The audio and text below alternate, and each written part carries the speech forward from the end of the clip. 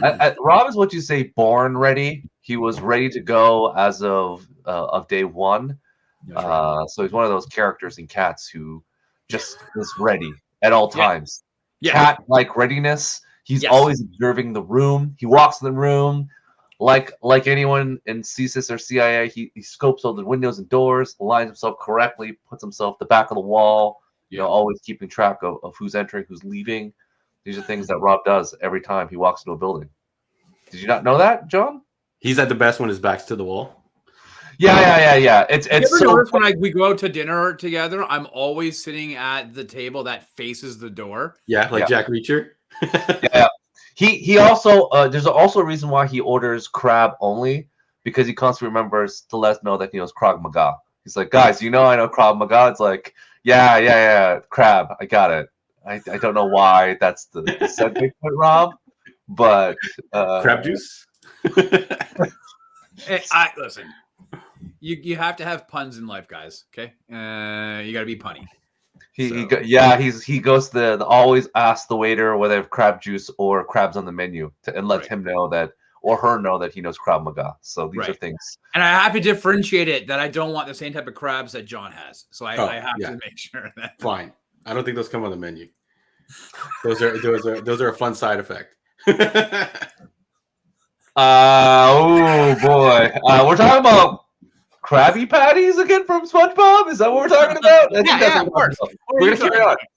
Welcome everyone to a very awkward start to the Heroes World Quarantine podcast. Ay, caramba.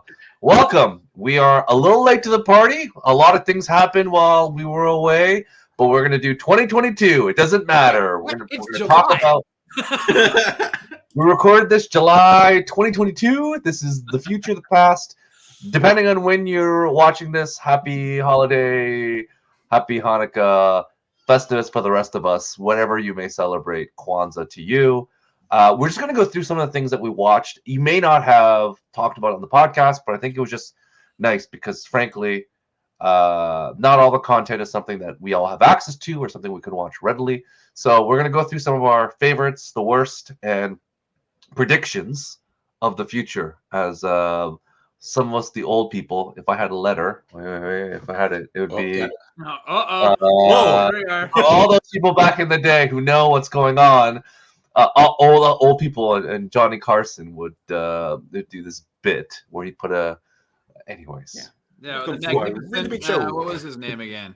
I can't remember what his name Great was. Something. What? Yeah, we're kind of old, but not old enough to remember Johnny Carson in that capacity. No, we're so old. We remember. We don't remember the name. That's the problem. We're getting old and we can't remember shit now. We're like, what was his name? Yeah. It was the Great Santini. Is that his? Yes, that's great. The Great Santini. Yeah, the Great. He would wear this culturally inappropriate. Yeah, I was gonna say, is it not not appropriate nowadays? Right, and he was he'd be like, purple. Got you, flight 15 and 7. And then all of a sudden, Ed McMahon would open it up and read it. He's like, "Oh, what you guys got envelopes like lying around all over the place? Like I'm looking all over the place. Because we work in an office environment, John. We have envelopes. And John, Ed McMahon. You don't have a book of stamps there. Get out. The kids would he would yell, "Hey-oh!" That's in between his Publishers Clearinghouse sweepstakes. Commercial. A different time, ladies and gents, a different time. Anyways, here we go. 2022, where RIP, both of them have been dead for a long time. So we're reviewing 1982, guys. We are. Spoilers. Yeah. All right. So we're going to talk about films. We're going to group them together. I think it just makes it a much more difficult exercise. So I'm going to start with you, John. Top 5. And it doesn't have to be anything that we saw or reviewed together, and you just want to share with the audience, like, you should watch this. Top 5, either TV shows or movies. What were your shows or movies of 2022. The best of your top So my five. lists are going to be a little In no bit order. tighter. In no order. Yeah, in no particular order. My lists are going to be a little bit tighter because I've got the memory of a goldfish. So I always forget and only am going to list the newest things I've seen. So starting off the list is one of the newest things I just watched. Del Toro's Pinocchio on Netflix. Recommended to me by our good friend Timmy B, who said this is one of the best movies he saw in 2022. And I didn't believe him. And it's a pretty solid movie. If you like Del Toro stuff, so if you like Book of Life, sad and dark stuff. It's got a dark twist. It's a dark movie. Yeah, if you want to be in a good place. Watch Pixar stuff. It's got a pretty dark opening, but it's fantastic, beautiful. It's all stop motion. It's got great voices in it. Ian McGregor as like a Jiminy Cricket type character. Lots of fun stuff going on, and you can watch. Is he also doing Expedia ads while that's happening right now? Should, yeah, totally. It breaks in the middle, so the mid roll, he's got a little advertisement he throws in there. Yes. So shout outs to him and getting paid. So that one kind of snuck in there, and then my 3, I was gonna put Batman or Dune on, and I feel like Rob has 100% got Batman on his list, so I'm gonna go with Dune because of the spectacle it was. I'm gonna call something out here. I believe Dune came out in October of 2021. John, are you serious? Yes. Okay, so I'm gonna put Batman on the list. Did we talk about Dune last year during the wrap up? Yeah, Dune came out September 3rd, 2021, John. Okay, so the one thing on my list that I didn't check the date on, I was asking Rob about dates too for TV shows that start in 2021 and bleed over into 2022. I didn't even think to check the date on Dune 1. So scrap that, folks. Batman, the Batman, as they call it, available on Crave, whatever you want to call it. Very fun take. Robert Pattinson stepping into the shoes of Batman, which a lot of people didn't have faith in. And I feel like he proved everybody wrong. And just the whole thing, I'm sure Rob's going to mention it during his list. Runner up on my list is going to be, I really wanted to put it first, but everyone knows what I'm going to pick first. So runner up is Triple R or RRR. You said there was no order, and now you're putting it in order? Yeah. Oh, okay. Yeah, I just put everything in order, folks. So you, Rob and Stu, put it so then you're in order.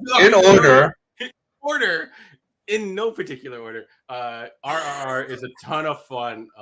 It's just ridiculous, over-the-top action with a fantastic story that goes along with it. I remember when Stu was like, hey, we're going to watch this. I watched a couple clips out of context, and I was like, I don't know about this, right? It looks too outrageous. But when they're in the movie, in context, along with the story, along with the performances, with the music and everything fits together, it's a hell of a fun movie. It's our best, most viewed video. It's our most viewed video, justly so. And I've learned so much in doing that review. A lot of people left us comments, educating us on history, different things that go on. We mistakenly called it a Bollywood film. So it's not. I think it's the Tell or whatever. Yeah. Sure. We butchered it the first time. Let's just butcher it again. Yeah. I'm just gonna say it's a fantastic movie. Everyone should watch it. And make sure you turn the sound up. I wish I got to see it in theaters. And then number 1, or in no order, Top Gun Maverick 100% has to take the spot of the best movie of the year. Is it a 2021 movie? Don't tell me it's a 2021 movie. It was filmed way before, but it was released. It was released in 2022, right? I saw 2022. Yeah. John.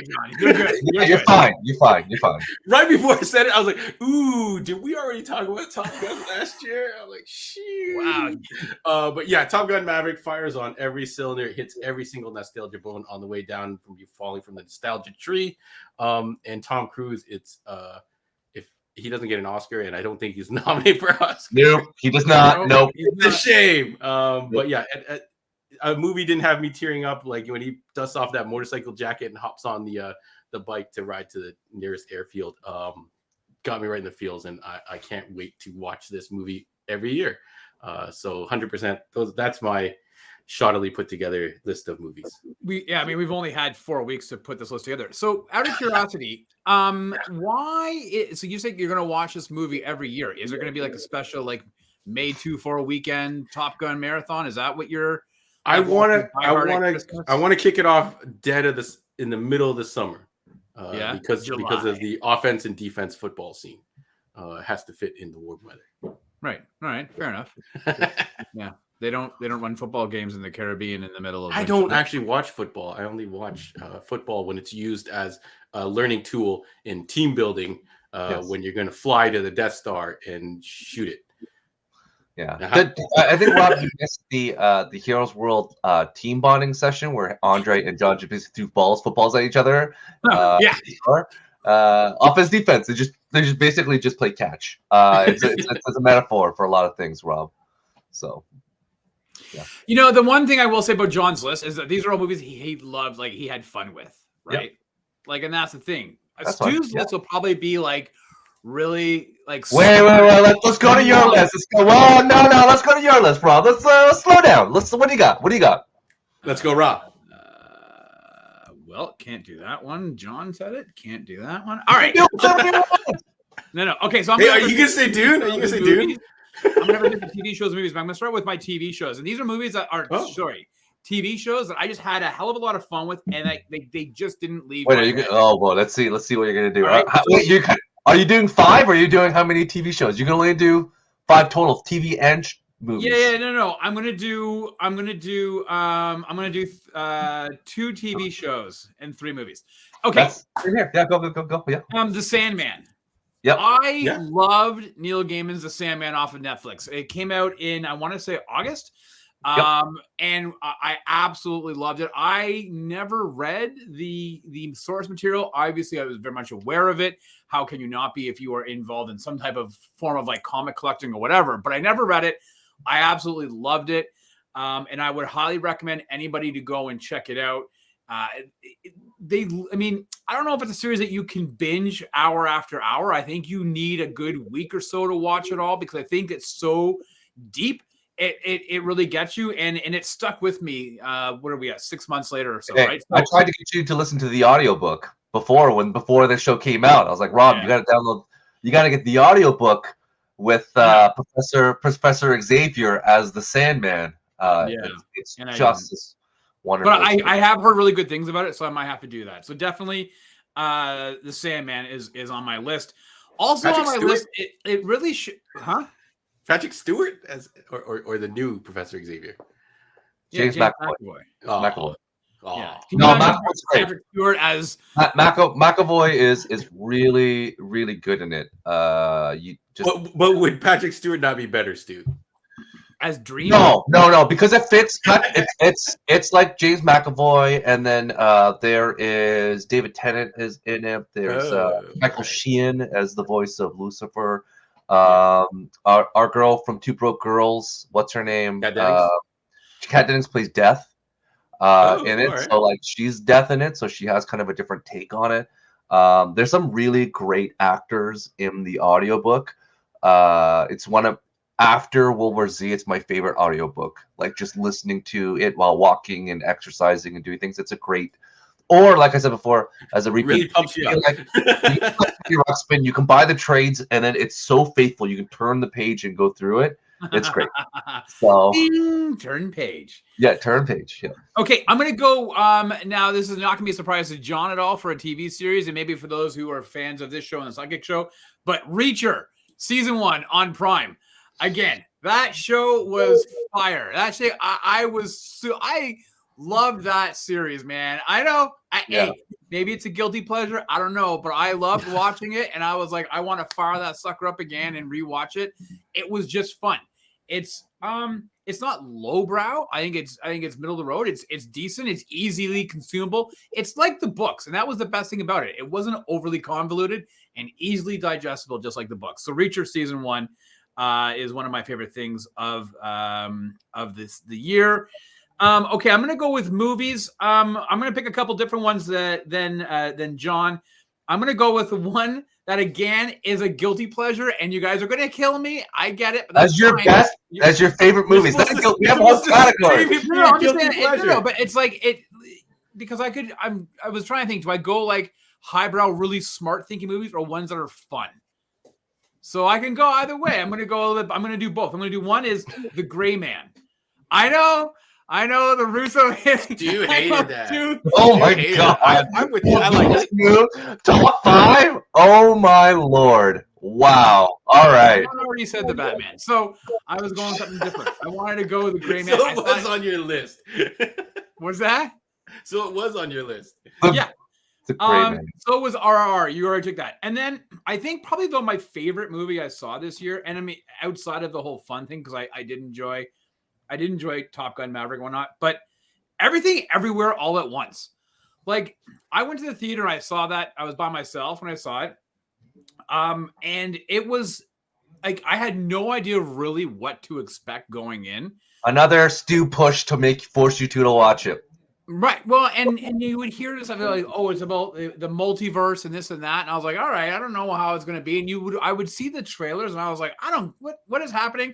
But as a kid who grew up on Pink Floyd and watched a bunch of like crazy, Kubrick movies, I loved Everything Everywhere All at Once. I thought it was fantastic. And I'm very excited for all of the actors who have been nominated this year for Oscars, including the writers and directors, the Daniels. Yep.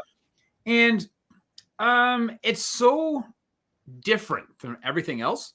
I kind of want it to win, to be very honest with you. Like, yeah, I think it deserves it. It was fabulous. I actually kind of feel guilty now that I put the Gray Man because now I'm starting to second guess myself. Everything Everywhere All at Once. Let me move this over to my. I cannot believe the Gray. All right, I'm just gonna go. Like this is unbelievable. And then you know what? I'm gonna go back to a TV series. My favorite one, Stranger Things season 4.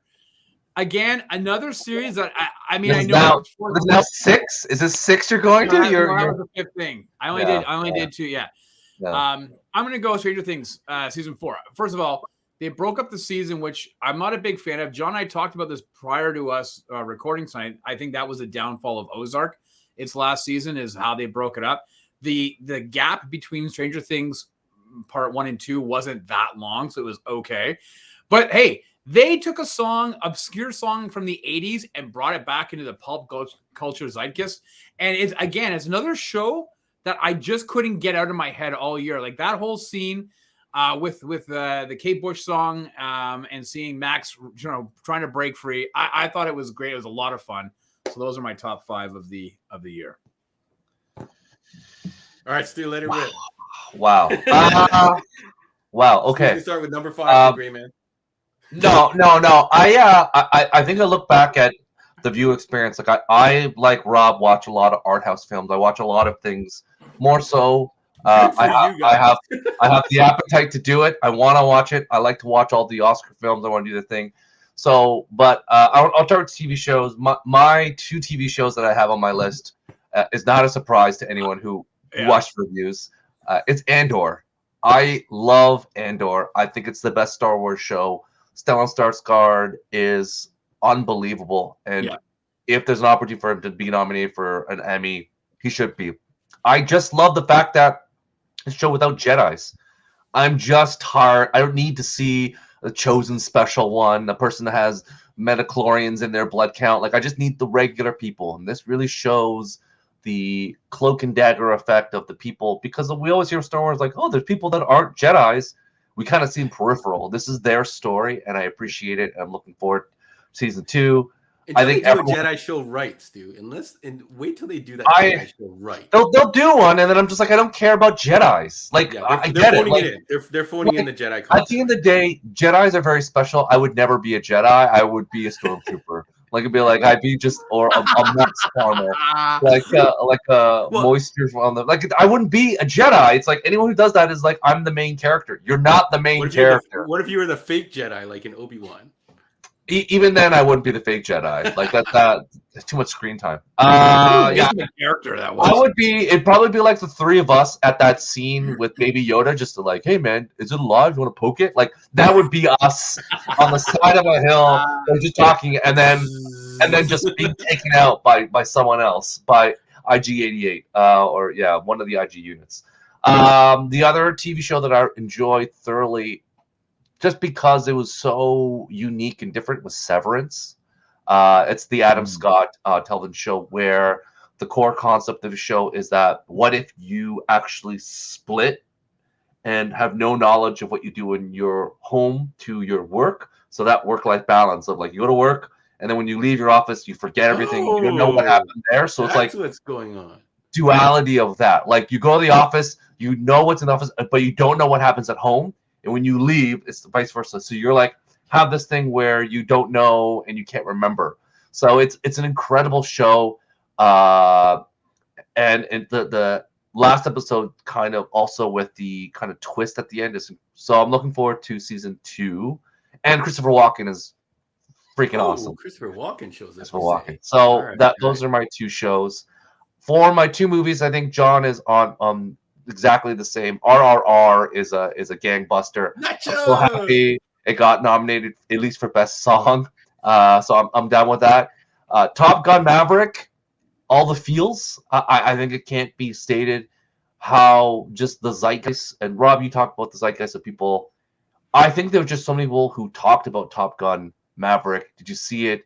You know, talking about their experience and really that emotional feel when Iceman and Maverick are talking. I could feel the theater all of a sudden have a different shift in tone. It's like, oh man, Iceman. Like, so I think that had a big cultural piece from in terms of blockbuster. People left talking about it, still talk about it. As much as people like Avatar, no one was like, hey man, Avatar. Like people went to see it more so than Top Gun. Yeah. But I think in terms of us, it's definitely something that people still had. I think Cameron bought all those tickets. I think James Cameron bought all the tickets. It was. I don't think that's the you can't. Oh, maybe internationally possible. Yeah, I don't know. Nobody wants to talk about it. If you're like, hey, Avatar, you saw it, but like it's like in and out. And then the last movie, The Banshees of Inisherin, is an incredible film. I've watched it twice. I think the core concepts are just. I love In Bruges, so I love Colin Farrell and I love Brendan Gleeson. The whole philosophy of like, is it like important? Is it good for you to be nice and forgotten, or is it better for you to be a dick and remembered because you're talented? That core concept of like the nice guys finish last, is that something that you care about? And just these two opposing forces but are friends dealing with that in a small Irish town. It was wonderful because it took me away to like watching Top Gun. I just felt like, I didn't feel like I was all in that. I didn't feel like I was in San Diego or whether they're filming it. But when I watched The Banshees of Inisherin, like I felt like I was in Ireland, and it was like, oh, this is where like really immersed in that. And but in all fairness, though, your wife turned down the heat in your apartment and then spritzed you with a lot of water and gave you like pea soup. So you really were experiencing. Well, the soap that she threw was Irish Spring, so it did kind of work in that favor too. So, but nonetheless, I think it's a fantastic it's an Oscar-nominated film. I think Colin Farrell did such a fantastic job. It's on my list to watch. It's a worth opportunity to watch. And Tar is a similar situation too. Tar is the Cate Blanchett movie where she's a fantastic, amazing conductor, but she's a bad person. So that movie was poorly marketed because nobody knew what the hell it was really about, right? Like that was. So I think with the Oscar help, but that's what it's about. It's like, and it's very pressing today in this culture of like we have some people that are bad but great. And how do you kind of figure that stuff out? So yeah, those are my movies. So a little bit of fun fair, a little bit of whatever. There we go. John, you know what? Listen, I'll say this. I had all those movies as well. I just wanted to pick some stuff that were different, but I agree with you guys. Like, I was a little bit disappointed that RRR didn't get more award recognition. I really thought as a foreign film it would have been nominated. To be fair, the country nominates one movie for the Oscars, and India did not put RRR forward. Okay. So that's the thing. Yeah. So the country has to promote it for the international category, and they didn't do it. So it is what it is. Okay. But there's a bunch of other side things that I like too, like Star Trek: Strange New Worlds. I loved, and it was on my list. There was a couple other things like I think that Reacher was fun, but yeah, not my list. But yeah, there was a few things. Prey. Like think about movie Prey. There was a lot. Ms. Marvel, like a lot of things that we didn't even get to, but we'll talk about that. Peacemaker would have made my short list, yeah. Yeah, like it's not even on there. So yeah, okay. Let's talk about the biggest letdowns / TV shows. We had lots of hype and fanfare of things. John, what do you got for us? What's your biggest letdown? Right, so one of the biggest letdowns that I'm going to open with in no particular order again, but it will be in order. Wait, Pinocchio. So Pinocchio, like this was stacked. This has Tom Hanks. Pinocchio? Yeah. Yes, Tom Hanks. Okay, so There was it's two different Pinocchio movies. then. So this is Tom Hanks, Joseph Gordon-Levitt, Keegan-Michael Key, Robert Zemeckis from Back to the Future fame. This was like stacked, and it went straight to Disney Plus. And it is a pile of trash. I think it was cleaned up at the Razzies. I don't know if it's won anything yet, but I think it's got a lot of nominations. But in a world where like Beauty and the Beast came back, Aladdin, all this type of stuff. It's very funny to see this thing flop and see something like the Del Toro one flourish. So it's funny times. So shout out to that. I guess it was cool that it was free on your Disney Plus, but I definitely would have been very disappointed if I saw this in theaters. And then I have to put Rob. We brought this up during our talk recently. Halo, the TV series, unless that's a 2021 show. Have I erased it from my mind? Unfortunately, it was March of 2022. Yeah. It doesn't make the top of the list because I kind of didn't expect anything from it. But what a pile of junk. And Paramount Plus, thank God it's turned itself around and it's got some really solid shows on there right now.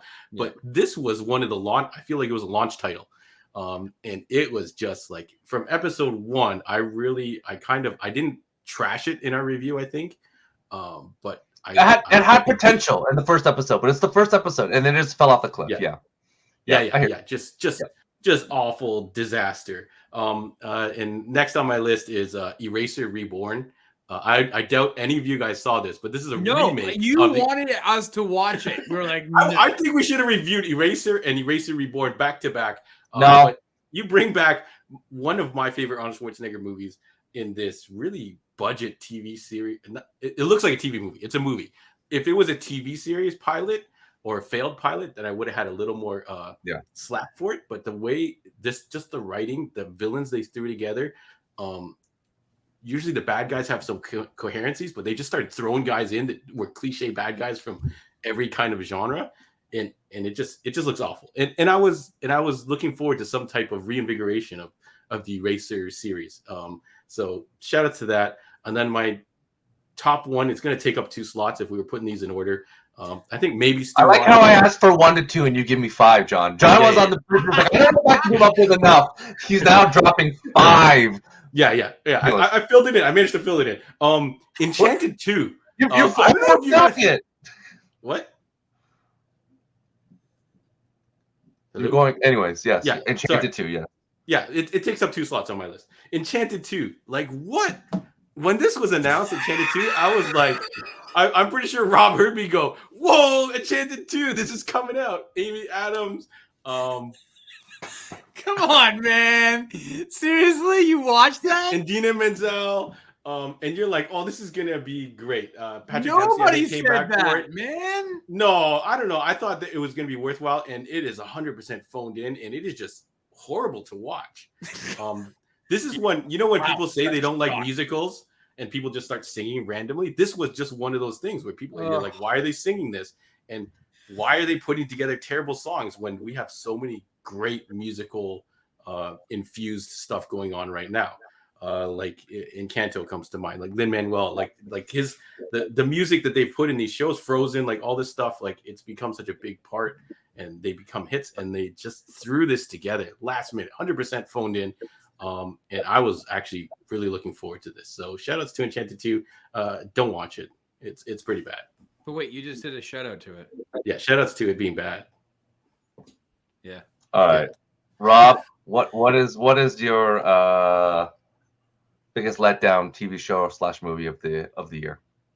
James Bond. How many options are we allowed to have now, or are we changing the rules? John went, I don't think I can get 1 to 5. But whatever. It's still 5. But this is not the one. We're just It's not the one we wanted 5, but we'll carry on. I think I wrote in brackets quotations how many things I wanted, but it's okay. Wait, but this is not the worst. These are just our disappointments. No, correct? Disappointments, yeah.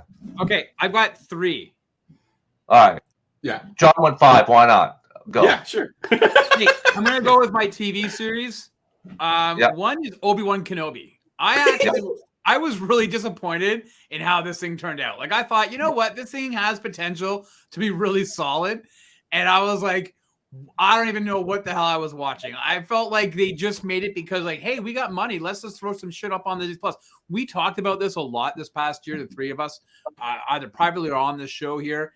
You know, these streaming services, there's so many. They're making, you know, instead of quality, they're making quantity, and everything's suffering for it. It's really hard to start finding these gems.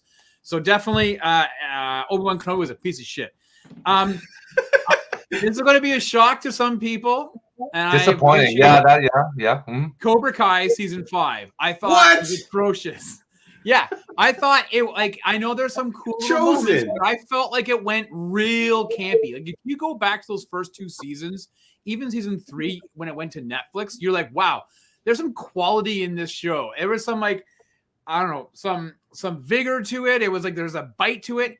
Season 5 was like so campy and bubblegummy, and I was just like, this is stupid. These guys are parodying themselves at this point. Like, I was really disappointed. So I'm very happy the next season is last. And I would say probably my biggest disappointment in terms of the movies, I'm gonna say Thor: Love and Thunder. Like after the high of what Taika Waititi did with Ragnarok, I had a lot of expectations for how great Love and Thunder was going to be, and it just wasn't. So that was probably my biggest disappointment in theaters this year was Thor: Love and Thunder. Yeah, no, I agree. It was a big it wasn't that bad. Have I watched it again? No. Will I watch it again? I don't know. I feel like so my ones are no surprise. First one is Lord of the Rings, The Rings of Power. What a disappointment! It didn't turn around. Did not turn around. No, it was one of those films where it was. Or one of the shows where it was so beautiful, but the substance was so bad. The pacing was so slow. The dialogue was just the worst. It just took all the things that you would want from Lord of the Rings and just were like, here, this is a GoBot. And you're like, but I want a Transformer. It transforms, it turns into a car. I'm like, yeah, but no, it doesn't. So it was a big letdown. Number 2, a letdown, Paper Girls. I really wanted to love Paper Girls, and I think there's some redeeming qualities, but just the budgetary like cutbacks of like you read the comics, it's not even recognizable. Future, all the stuff, cool stuff, they just stuck it all in the 80s, and you're like, well, this was fun while it lasted. So I thought there was some moments there, and because you all are going crazy, I'll add a third one just for fun. Doctor Strange in the Multiverse of Madness. Big letdown. It was a bloated mess, and even though they had cameos at the end, I didn't go back thinking like I should watch this movie again. It was one of those films where I'm like, oh man, like what is happening here? It was a really big letdown. I thought that they had a really good opportunity, and because Sam Raimi's already said, well, I didn't really understand the Wanda character, and it speaks volumes because she was just totally misused in this film. Like she was just like, yeah, kind of there, whatever, and it was just like, man, you're just churning this out, and it's not great. Yeah. So there it is, John. Wow, your worst. You guys trust Thor and letdown, but they're not the worst. It's not the worst. What is the worst, John? What is your worst? Right, worst. All right, opening my list. Worst in no particular order again, but they are in order. Pinocchio, A True Story. Which is wait a minute. Is this 3 Pinocchio movies this year? Why are you watching 3 of them? This movie, Rob, has no Jiminy Cricket type character. It has no Wikipedia page, so go ahead and try to look it up on Wikipedia. It doesn't even have a page on there. It has Pauly Shore as the voice of Pinocchio and Napoleon Dynamite as his sidekick horse because they wanted to make Shrek, but not Shrek. It's some type of Russian. I think it originally came out in Russian or something, and maybe they just translated it bad, a la Samurai Pizza Cats or something like that. but it's really ridiculous. Pinocchio falls in love with a real girl, and then I'm sure Rob has some wood jokes in there somewhere, and things like that. But oh, watch out! I'm rooting for Pauly Shore to get a win, and this is not it. Maybe So yeah, the only one. yeah. Guys, I've often said nothing that John does surprises me, but I this morning when I woke up and I knew we were doing the show today, I never thought we would have a show where 3 different Pinocchio movies would be. Did you ever think we'd have a year with 3 different Pinocchio movies? The year of Pinocchio. Or you the year of our Lord, yeah. Is even worse. Yeah, I committed to the bit, and it 100% is not worth it. Watch the Del Toro one, and that's it. Stop there, 100%. Next on my list is Obi-Wan. I don't think I need to say anything else about that. And then it's a tie between Spiderhead and Spartan. I feel like they're both just trash movies that we thought were possibly going to be good. And then number 1 goes to Morbius, just because it's just insulting what they did. They brought the movie did bad. It was trash. So someone had to have watched it on the final cut and went, wow, this is garbage. And then Jared Leto comes out and it's like saying it's like a masterpiece. And then they bring it back to theaters again and try to create a whole viral campaign called Get Morbin or whatever the hell they called it. Morbin time. Yeah, Morbin time. And that's not even to start the disrespect of throwing in characters like Michael Keaton and the Venom thing to kind of trick people into seeing this and thinking it's part of some type of shared universe. And then the biggest atrocity is my guy Tyrese Gibson getting all the screen time cut.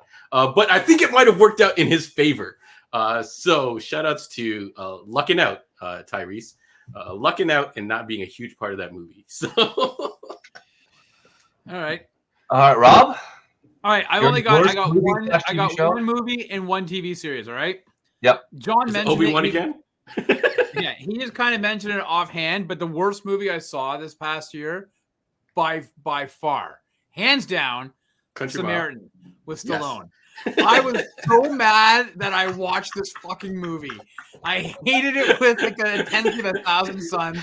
It's pretty junk. It's pretty junk. The worst part, though, actually, you know what adds even more insult to that is that just 2 seconds ago, John's like, we saw it and we thought it could be good. Nobody who saw that preview ever thought that movie could be good. Like, it was a giant, massive pant load, and I hate it. And I think we saw the picture of Stallone, and you we're guys like, maybe you watch it. No, it doesn't matter. It's a stupid fucking movie, and I wish it was burned from my existence. But my worst TV show is one that I was kind of in the back of my head hoping it would be a resurgence of a great Canadian comic. Unfortunately, The Pentaveret with Mike Myers was quite possibly the worst thing I saw in a television format this year. Like, it disappeared. They were like promoting it heavy, right? And then as soon as it dropped, it just completely disappeared. They're like, yeah, okay. I hope we tricked you into seeing it. So bad. Like, it was worse than Love Guru bad. Like, it was like horrible. It has put such a bad taste in my mouth. Like, I don't think I can go back and watch any of his stuff anymore without Trek. Now I was like, oh, I'm gonna watch some American Axe Murderers. I can't do it. I just No. That one holds the test of time. You can watch it. No, don't worry. You can go back and watch it. So, you can go back and watch the coffee houses before it was Starbucks. If you haven't seen The Pentaveret, don't. I'm going to guarantee you, it's not even the top 500 on Netflix anymore. It's out of there. So, and there we are, The Pentaveret. It was just an atrocity.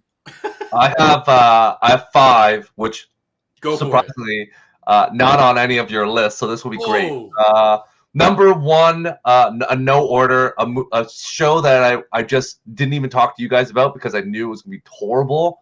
The Witcher Blood Origins was just the hottest of trash. I was like, I'll watch a bit, and if it's good, we'll talk about it. There's a reason why we didn't do a review of it because I'm like, no. This or the other one? It's the live action with Michelle Yeoh. It was so bad. I was like, I can't do it. I love Michelle Yeoh. Everything Everywhere All at Once was in my top movies, but I'm like, I can't. It's this bad. What a shame. Remember when Marco Polo did that spin-off with their Asian character? And that was actually pretty good. It was like the blind guy or whatever. Oh man, what a shame. Poor Michelle Yeoh. It was bad. Another terrible Netflix TV show that we never talked about for good reason. Resident Evil. Brutal. So bad. So bad. No, there was a moment where I thought it could be good. Yeah, but no, there was no moment. It was brutal. There was a short moment when I saw it pop up. There was a reason why I never brought up in conversation, and I would never talk to you because I was saving you guys like a shield of just the ongoing storm of just BS. Well, where were you with Jupiter's Legacy, asshole? Because we had remember when Rob watched all of it? Yeah. Honestly, Resident Evil's worse than Jupiter's Legacy. And that's I couldn't even believe how bad it was. The other two, another movie Resident that was Evil again, Raccoon City. Or no, it's these are two movies. One is Blonde. I could not believe how poor. What a complete mess. It's really bad. My wife tried to watch it. It's horrible. It's rough. I think Ana de Armas is getting an award nomination just because people feel bad for her. You're like, you're in this train wreck. We're just gonna give you a nomination because have you seen this movie? You must be traumatized. As well as that and the Ben Affleck whole situation. We're gonna give you this one, after Dark Water or whatever the hell that movie is. Maybe they filmed it during COVID and they didn't have anyone together. And no, they just edited it. Yeah, it's just it's bad. It's just bad. And the final one, to no surprise, and starring our favorite character, Black Adam, the worst movie. I hated it. It is brutal. It is not Black Adam. It's just The Rock doing a cosplay and just being The Rock. He's like, when we talk about, all those Vince Vaughn movies where Vince Vaughn's being Vince Vaughn, this is the Dwayne Johnson being Dwayne Johnson. Or when Ricky Gervais becomes Ricky Gervais. He doesn't do an accent. He is who he is. And that's even, The Rock didn't even try to do some sort of accent from someone who's supposed to be from a time period where there's no North American accents. I'm like, wait, you should not have an accent of someone born in Southern California or wherever the heck you are. Yeah, you're in the Middle East. You're in Canada. How are you speaking English and all? Anyways, there's a whole thing. So maybe they should have had him speak another language and just added the subtitles, right? So you're saying that the character of Cyclone and Atom Smasher didn't save the movie for you? Bond himself could not save the movie, and I love Pierce Brosnan or Remington Steele as the OG. That could not save me. All right, John, what was your guilty pleasure of 2022? All right, guilty pleasure. I have one main one. Yep. It's a Christmas movie. It follows your tried and tested true formula in rom-coms, where a main character gets a bump to the noggin. They're a horrible person and forgets who they are, and then find out and gets to be a good person, and then finds out who they really are, and then decides, hey, you know what? I like being this good person. And it's starring our girl Lindsay Lohan. The name of the movie is Falling for Christmas. And it was just a fun little Christmas movie. Yeah. It has the main guy. I haven't seen Chord Overture, that dude from Glee and forever. Yeah. He looks like a grown-up Macaulay Culkin, but he was serviceable as the hero. But you're watching for Lindsay Lohan, who I actually am really just rooting for. I don't know if you guys have ever seen how she got treated. If you see that, I think it was David Letterman interview and all these kind of stuff where she just gets smashed, and she was a teenager growing up. They even have her in songs referencing, I think a drug reference in a Pitbull song or whatever, or a Kesha, whoever did the song, it's just all these kind of cheap shots to her. So and she looked pretty good in the show. I don't know if she's got some work done or just been taking care of herself better. So I'm really rooting for Lindsay Lohan to come back. But my good guilty pleasure of the formula, it's from Overboard. It's from every Overboard remake, whatever you want to call it. It happens in all kinds of movies. So falling for Christmas. All right. Rob, what is your guilty pleasure? Well, to be honest with you, I kind of forgot we were doing guilty pleasures. That's why I put The Gray Man in one of my best. You dumb. Now you have to put Batman there because you moved Batman. That's what I'm going to do. Because Rob's guilty pleasure is Batman, starring Edward from Twilight. I know because the Gray Man was my guilty pleasure, and I was trying to find different things that you guys hadn't mentioned. But I guess I'll have to swap it for the Batman, and I'll tell you why. I've watched this movie 6 times. Okay, this year. It's 6 times. I watched it on a cruise on the plane. You downloaded it and took it on the sea. I did. I watched it in different ports. I've never had to defend like a Batman movie before, like more than the other one was and I never defended it was Batman and Robin, but like there's a lot of people who were like, I don't know what the hang up was. This is the Batman movie. We got 98% Batman, 2% Bruce Wayne. And I am super stoked to see what Matt Reeves does with Batman 2. But even more than that, the Penguin. Colin Farrell knocked it out of the park for me on the Penguin. Was unrecognizable to a lot of people, including my wife, who had no idea that's who it was. And I'm very excited to see what they do with the Penguin show. They've actually started filming, I think, next week. So, I get it was one of my best movies, but I'm going to make it my guilty pleasure because I fucked up with the Gray Man. Wow. You're trying to be slick. You're like, John picked it. I'm not going to put it on here. Yeah. Stu, what you got? Is it Bluey? I love Bluey. No. Mine is a TV show that Rob and I have watched. We talked about it. We tried to convince you, John, to maybe watch it. It is a guilty pleasure because it's not good and it's not bad. It's the television show The Offer. Let me rush to watch it. I watched one episode, Stu, because of you. I want that hour and a bit back. No, we're talking about the rehearsal, John. This is The Offer. Oh, The Offer. Okay, this is The Offer with Miles Teller playing Montreal's own Albert Reddy, who is a producer of The Godfather, and just the trials and tribulations of getting that into production. And Matthew Good plays a really great Bob Evans. Yeah. And if you know anything about Hollywood, Bob Evans is was a big producer at Paramount. He did all these things, Rosemary's Baby, and all these other things too. And he was kind of that. It was a young, very orange tanned man who the stories of Bob Evans. But it's one of those television shows where it kind of dragged on a bit longer than I wanted to, but there are some good pieces. They bring in some different actors, like the guy that they brought in from Grey's Anatomy to play Marlon Brando was hilarious. He was good. He was really good, brother. And Dan Fogelberg or as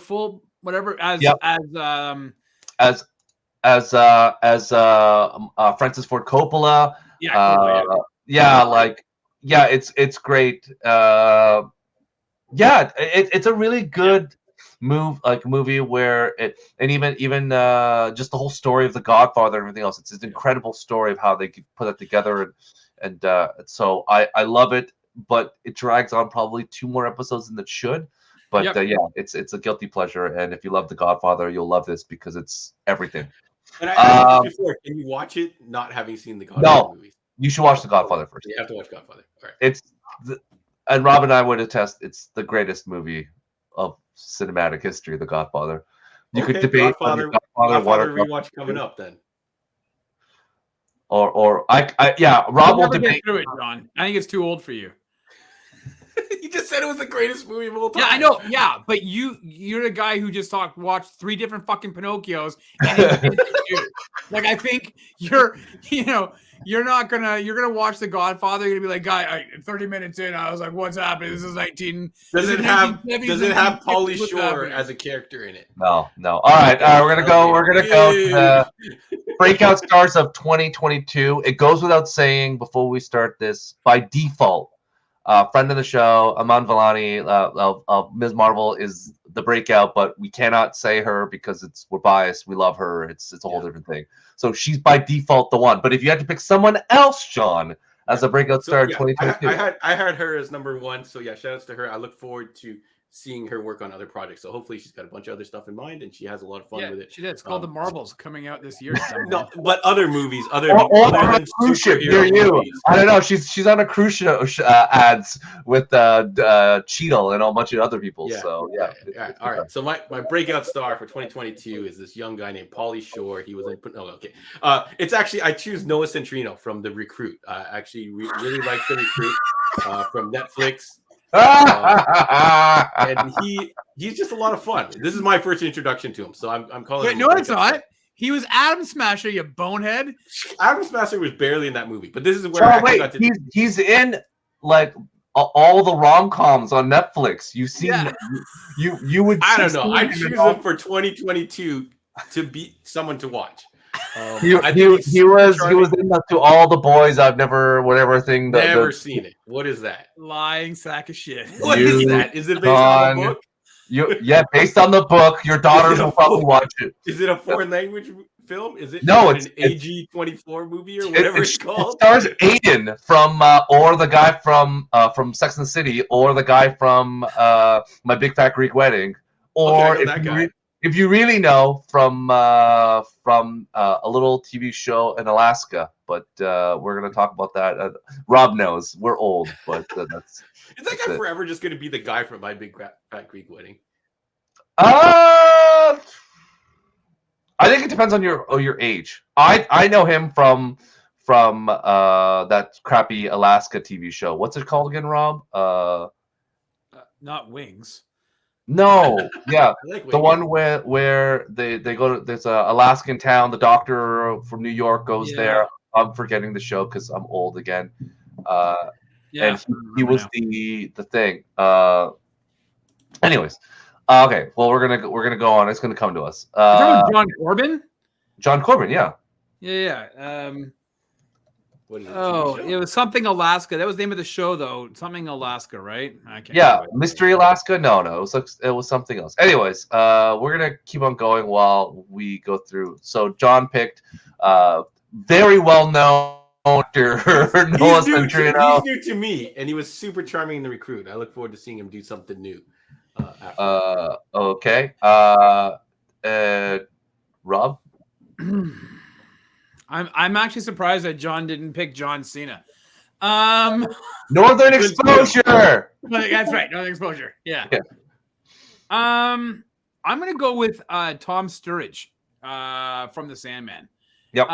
Tom Sturridge is he's been in. He's British, so if you are a fan of some of those British shows or whatever, you would have seen him. But for the general, viewing people or populace in North America, we don't really. I saw him in Pirate Radio, but yeah, as Dream in The Sandman, I thought he was absolutely fantastic, and I think that is a really hard role to cast. And I think if they had somebody maybe more well known, or somebody who couldn't carry the weight of that character, I think that the show would have bombed. So a massive shout out to Tom Sturridge as Dream in The Sandman. For in all honesty, as much as that other elements of that show elevate it, it's his show. It's on his shoulders, and he did a fantastic job. So awesome. I have two. One's a TV show, one's a movie. The first one is a TV show, Freddie Storma.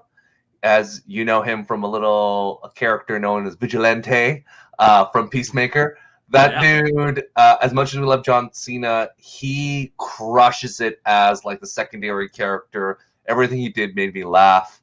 He's British, so it's even more hilarious that he's not American. The whininess of everything about him, and just when he was the scene I remember, the standout scene is when the guy's torturing him, and Johnson's like, I can do this all day. He's like, no, I can't do this all day. He's like screaming and stuff. He's like, you can take my pinky toe, I'll just fall over. So good. Really funny. And then my movie is Amber Midthunder from Prey. I thought we talked about that. She was incredible. She's 90% of that movie. So she did an incredible job in that film. And I thought it was a good film, but yeah, her performance was fantastic. So that is our 2022 thoughts. We're going to briefly just jump quickly 2023 thoughts of the future. John, what is the movie of 2023 or TV show that's going to be the most talked about, the most successful, the most like awesome? Well, the obvious answer is going to be Mission Impossible, and I wanted to choose something different from that.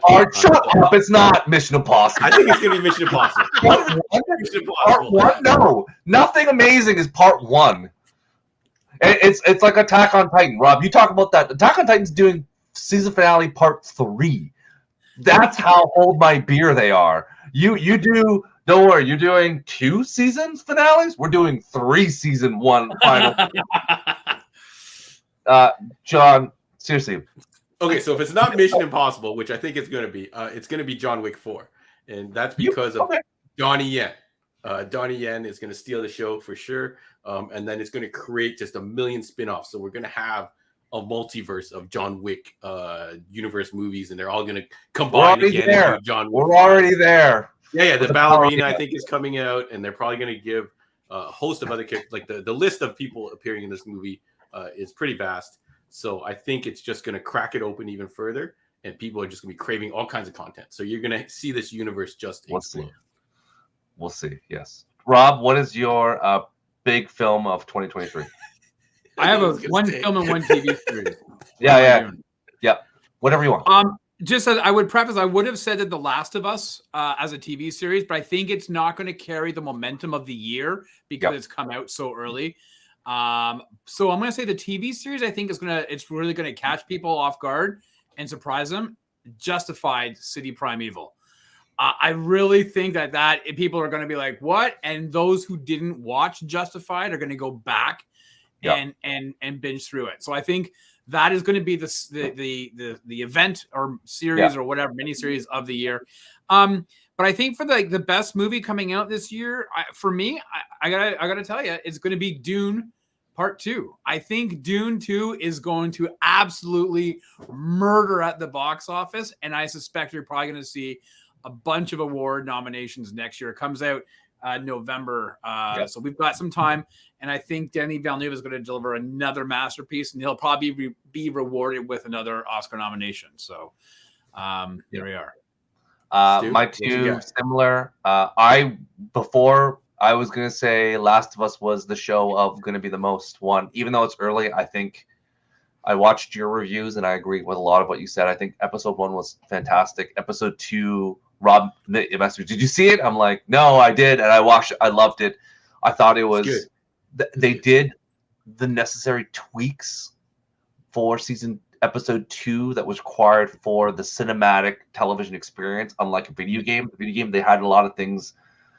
They basically said, the video game, you wear a mask. We can't have that. This is not the Mandalorian. We're not going to put a helmet on this guy. Like, we got to change things to make it work from a cinematic angle. So I enjoyed it, and I think it's going to end and pivot to what makes sense. Better than the way on-screen kiss of the year. better than the way that The Witcher turned out, because The Witcher was a hot mess. So as long as they go differently, we're fine. I think the movie of the year is going to be Guardians of the Galaxy Volume 3. This is the big swan song, the last James Gunn one. The heartstrings, he's already told you, and we know a certain actor's like, I'm not coming back, and we know this person's going to die. So that's happening, and I think Adam Warlock is going to be awesome. I think there's going to be a lot of emotional things because this is the last of this group that as we know it.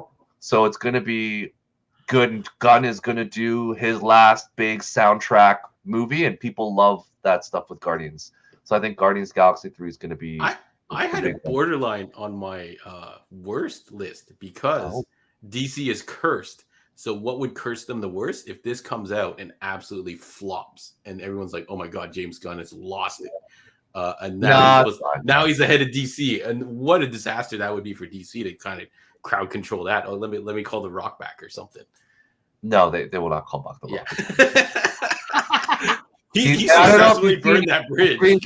He's been on CNBC talking about the downturn in the he's now become a CNBC analyst talking about the downturn. He's become an expert in the economy. So don't worry about that. John, what's going to be the fun one? What's going to be the big bust? What's the movie that's not going to be? The big bust, Stu, does this count? It's still on the release docket for 2023. It hasn't been officially removed.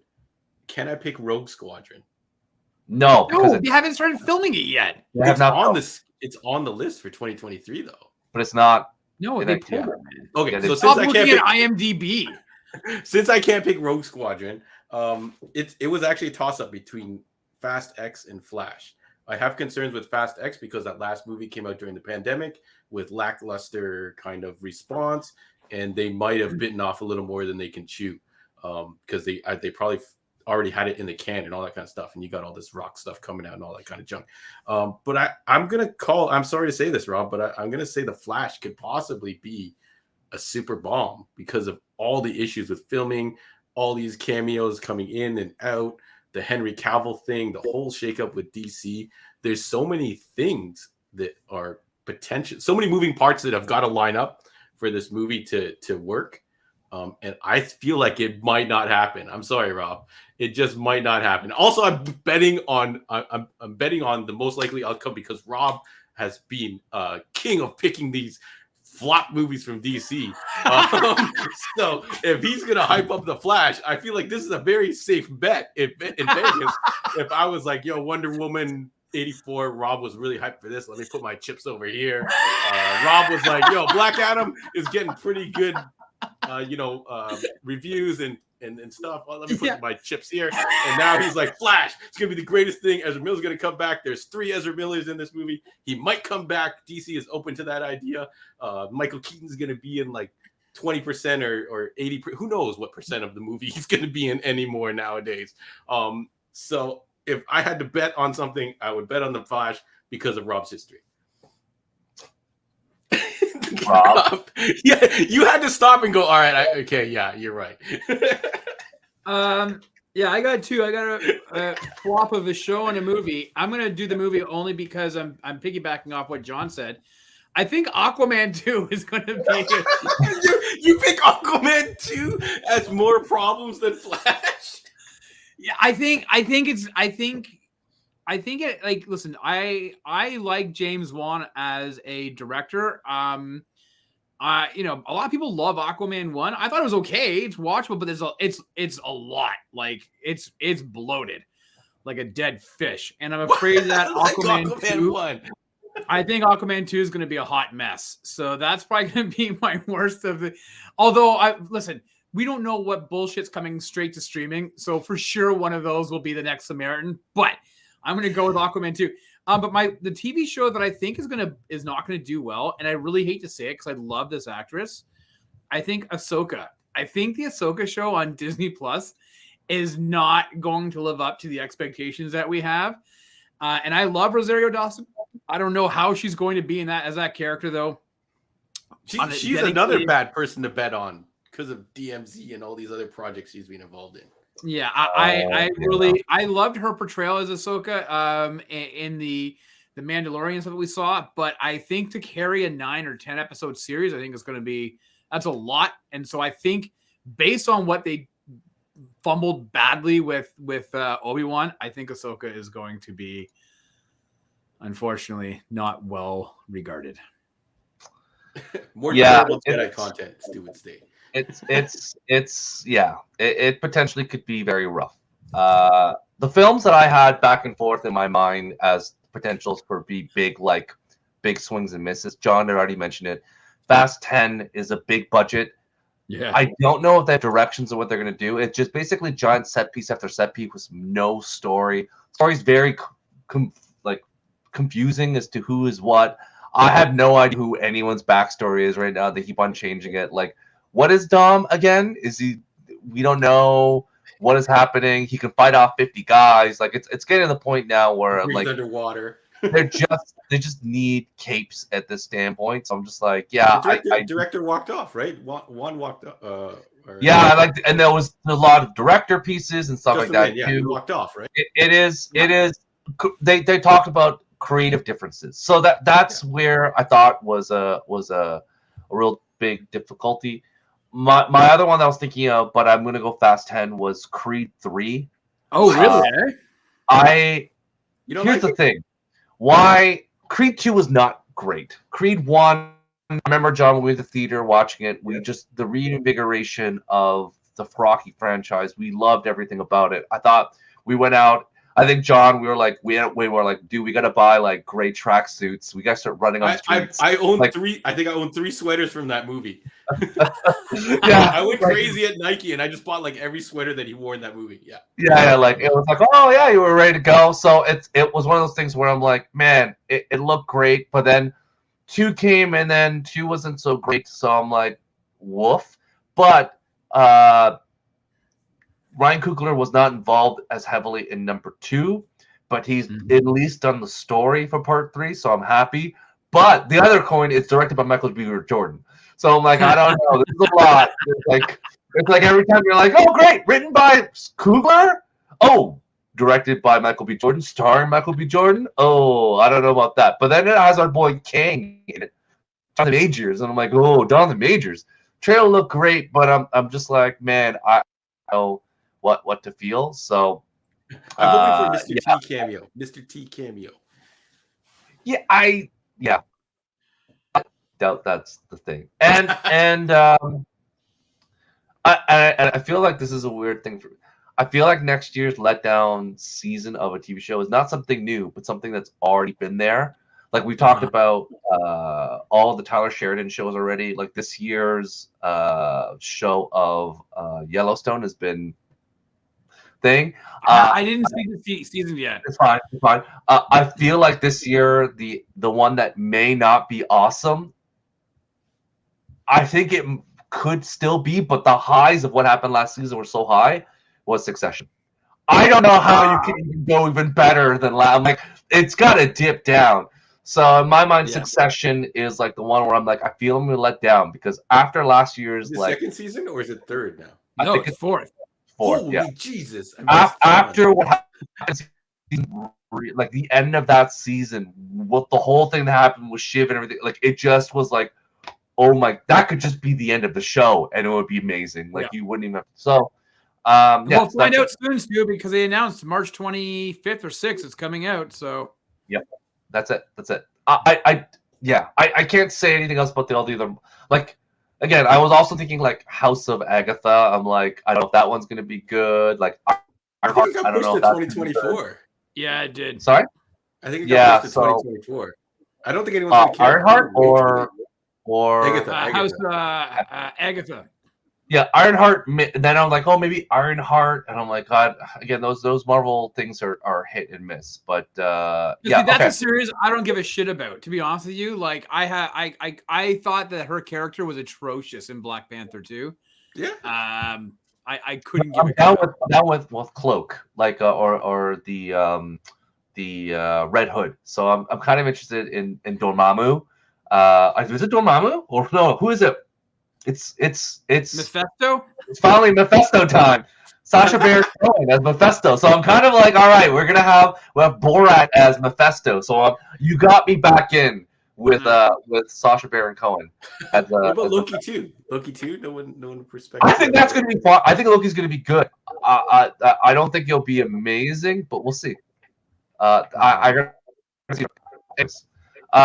all right, we're wrapping up. So, John, tell us about where we can find you on the internet and then the Desert of the Real. Yeah. So find us online, Heroes World Online, Instagram, Facebook, most active. You can message us through any of those venues or email the website. And in the Desert of the Real, 8601 Warden Avenue in Markham, Ontario. Tons and tons of stuff in the shop. Come chat with us in person. Give me your list of best things in 2022 or things that you're going to flip or flop. I don't know what you want to call it.